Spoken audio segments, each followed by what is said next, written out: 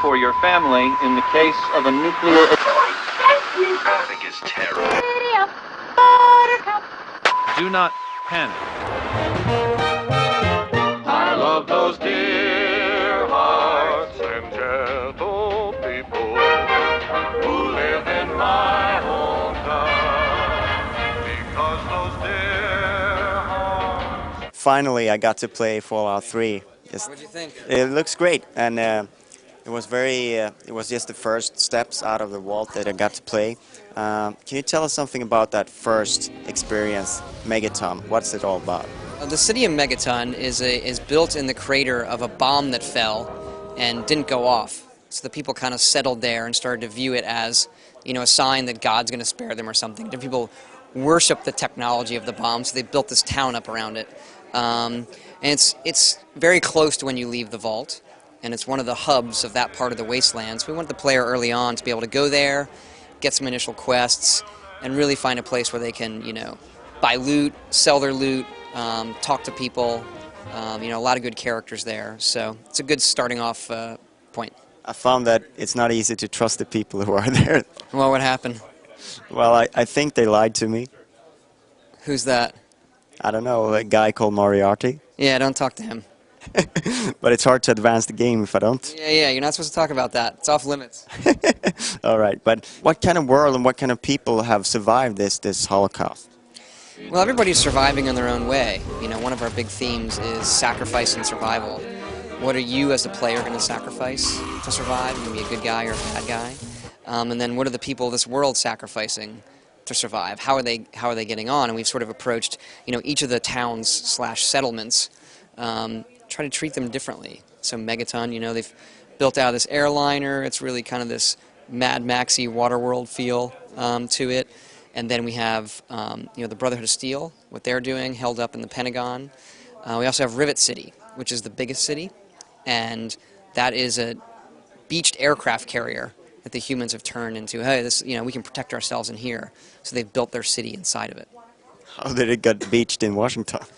Well, you know, Washington is on the Atlantic and, you know, the Potomac there, so there's a naval yard down there, and so we assume when the bombs start falling, you know, waves, things go wrong, and this thing could crash, so, yeah. So what other places in Washington can we visit?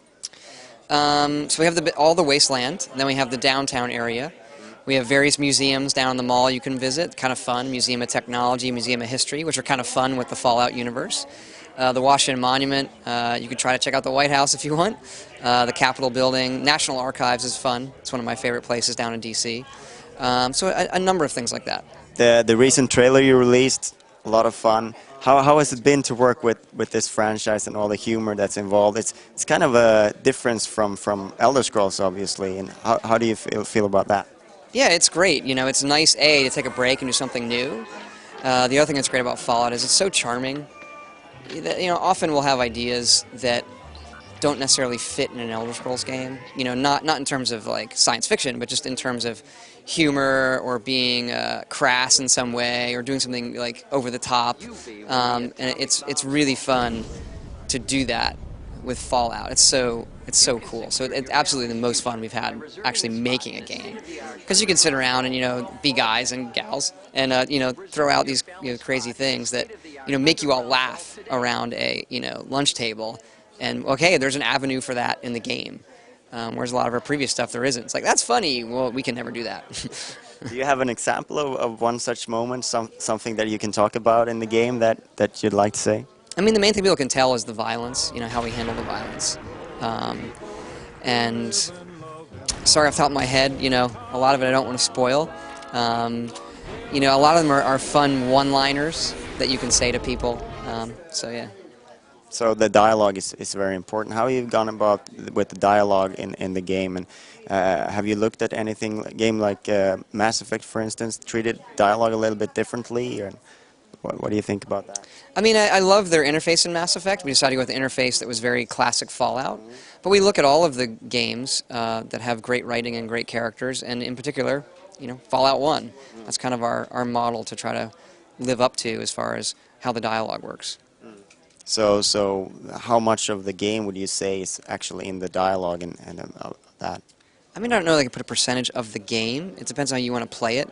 We have over 40,000 lines of recorded dialogue, so it's a lot of stuff. You know, that's 30% more than Oblivion. So, you know, 30% more dialogue, yet with, you know, 20% of the people. So we can really make them deep and use that voice budget to have a lot more meaning to the player. And let's talk a little bit about the combat in the game. The what system, for instance. I didn't get to do that much combat because basically I was spent my time in Megaton, and you can spend a lot of time without actually going into combat. But what were your main like when you wanted to redo all the combat for Fallout? What were your main aspirations, and what do you want to achieve with the combat system? The main thing I wanted to do was kind of, you know, bridge a new gap in terms of role-playing and your character and how guns work. I think people have a certain sensibility for how they want guns to work in a video game because there's so many shooters, so they expect it, well, they should act this way. But we felt we needed to go a little bit deeper than that and do something that showed your character doing really cool things as opposed to just you being able to do it. And to really make the stats that you choose shine through. So that's how VATS came about. And like, how do you see people playing it? You can play it in real time, of course, and then it's just like a normal shooter. Do you feel that that is a problem for you guys, that you want to steer people into playing it more like a role-playing game, or will how do you feel about that? You know, I think even when you're doing it in real time, the role-playing is there because you have accuracy that affects from your stats and how much damage you're doing. You know, we want the game to make sure it plays well both ways. And then the player can decide for himself which way he wants to take. And we found most people, you know, it's about 50-50 real-time versus VATS. Okay, so you finally announced the release date, so let's just tell everyone when it's coming out. We have not announced a release date yet, so it's all we're saying is fall 2008. Well, okay, I thought it was October, not? Nope, we don't have a release date yet. Sorry about that. No, we'll let you know when we have one. But it's closing up to release. Obviously, you can tell the game's pretty far along, so it'll be this fall. We don't have an exact date yet.